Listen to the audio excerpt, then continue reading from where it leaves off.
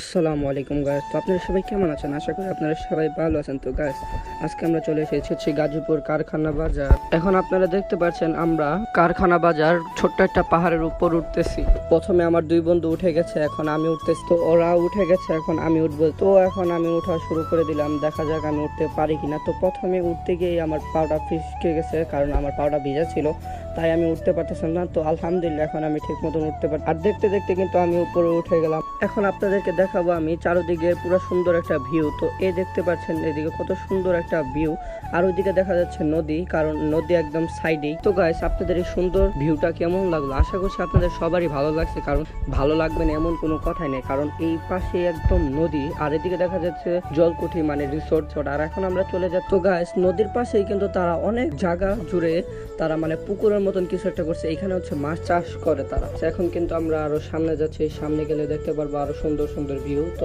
আমরা আরো সামনে যাব, সামনে গিয়ে দেখবো আরো কি কি আছে সামনে। তো এখন দেখতেছি যে ভাই রোদটা মানে এত সুন্দর লাগতেছে, মানে গরমও লাগতেছে না, ঠান্ডা লাগতেছে না। আর নদীর পাশে গেলে ভাই এতটা ঠান্ডা লাগতেছে, মনে হয় কি নদীর একদম কাছাকাছি আছে। আর গাছ মানে চারিদিকে সবুজ আর সবুজ, আর দেখা যেতেছে নদীর দিকে তাকাইলে ভাই নদী শেষ হইতেছে না ভাই। এত সুন্দর জায়গা মনে হয় আমি আর কখনো আসিনি। আর গাইস, ভিডিওটা ভালো লাগলে অবশ্যই লাইক, কমেন্ট এবং সাবস্ক্রাইব করে দিবে। আর গাইস, আর নেক্সট ব্লগে কিন্তু আমরা গাজীপুর মেলায় যাব। আর গাইস, এখন কিন্তু আমরা চলে যাচ্ছি এখন কিন্তু আমরা রেল লাইনের কাছাকাছি আছি।